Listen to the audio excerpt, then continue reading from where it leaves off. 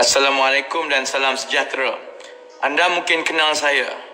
Saya bekas ahli Parlimen Pandan yang sering ditahan polis, selalu disaman dan telah dijatuhkan hukuman penjara kerana membongkarkan rasuah dan penyelewengan mereka yang berkuasa. Mungkin masih ada yang ingat skandal-skandal yang saya bongkarkan itu adalah fitnah.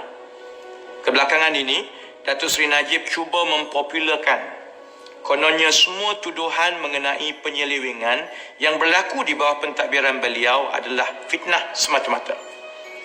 Setiap kali saya menyemak sesuatu kes, saya bersandarkan kepada laporan kewangan yang telah diaudit. Lagipun saya seorang juraaudit dan akauntan bertauliah yang mendapat tauliah dari United Kingdom. Kesemua angka-angka mengenai sesuatu skandal kewangan datang dari laporan kewangan yang diaudit.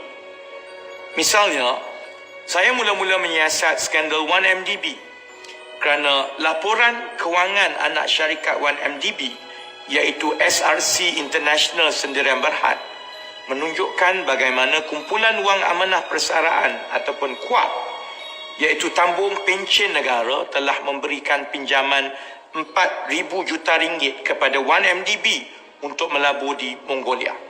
Dari laporan tahunan kewangan Lembaga Tabung Angkatan Tentera atau LTAT pula, saya berjaya mengesan bagaimana dana pencen pesara tentera telah jatuh mendadak sejak LTAT terlibat di dalam projek 1MDB. Begitu juga dengan Felda.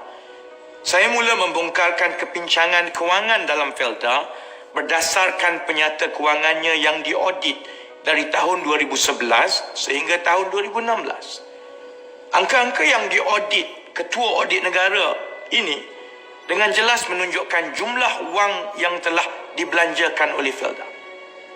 Sama juga dengan tabung haji.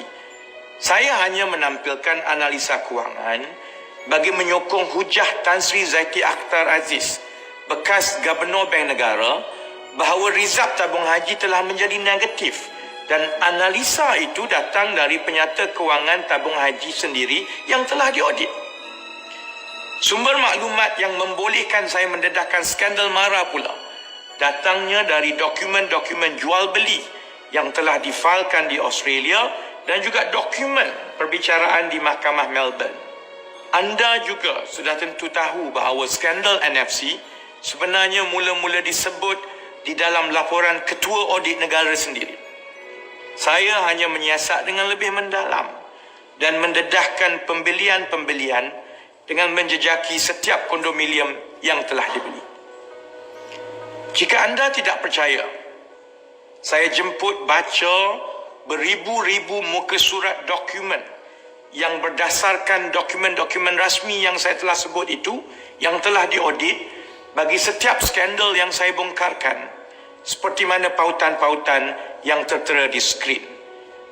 118 dokumen untuk skandal 1MDB, 47 dokumen untuk skandal Felda, 31 dokumen untuk skandal tabung haji, 52 dokumen untuk skandal NFC, 16 dokumen untuk skandal LTAT dan 21 dokumen untuk skandal MARA.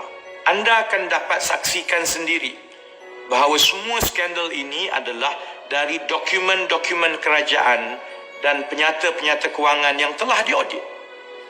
Skandal-skandal ini juga tidak dinafikan atau dijelaskan dengan sebaiknya oleh pentadbiran Datuk Seri Najib kecuali menuduh saya menjaja fitnah.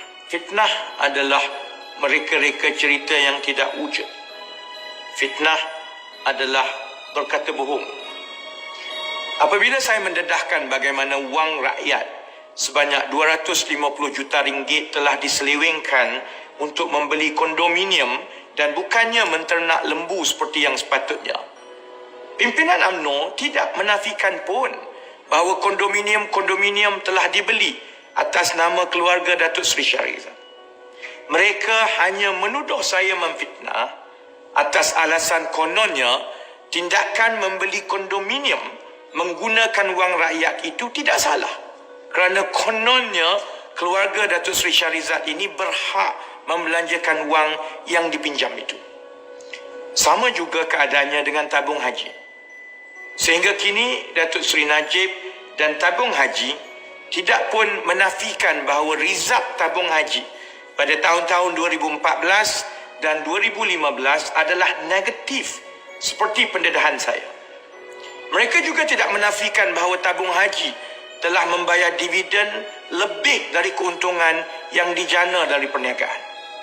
Mereka juga tidak menafikan bahawa tabung haji kerugian berbilion ringgit dari pelaburan-pelaburan yang gagal di dalam FGV, tabung haji heavy engineering dan pelbagai pelaburan yang lain.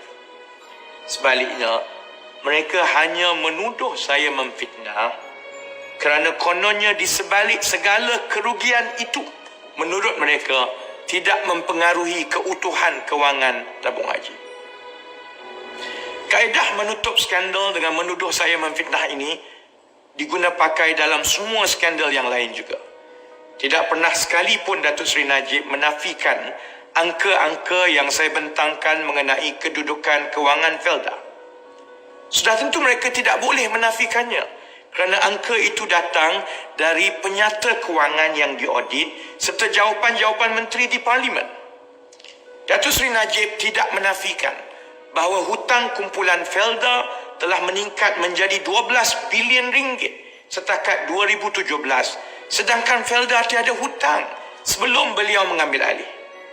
Tan Sri Syahri Samad tidak menafikan bahawa wang tunai simpanan Felda telah merosot dari 4 bilion bakinya dalam tahun 2011 kepada hanya 434 juta ringgit sahaja di akhir 2016. Sehingga sekarang, mereka tidak menjawab soalan saya.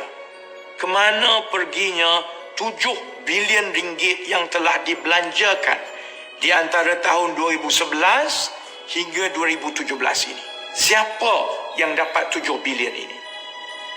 Sebaliknya, seperti biasa, mereka menuduh saya memfitnah kerana kononnya, walaupun semua angka-angka ini adalah benar, tetapi menurut mereka, tiada berlaku sebarang penyelewengan di dalam Felda. Menurut mereka, Felda hanya rugi kerana kata mereka, kerugian itu sama seperti perniagaan lain pun rugi. Bila saya mempersoalkan kerugian yang melampaui batas ini, jawab mereka, saya telah memfitnah. Pakatan Harapan selalu dituduh kononnya kami ini kuda tunggangan GAP yang mahu meruntuhkan institusi Melayu. Satu hari nanti, saya yakin sejarah akan mencatatkan bahawa anak-anak Melayu dari Pakatan Harapanlah yang masuk ke penjara mempertahankan institusi Melayu seperti Felda, Tabung Haji, MARA, LTAT dan institusi lain daripada dirompak.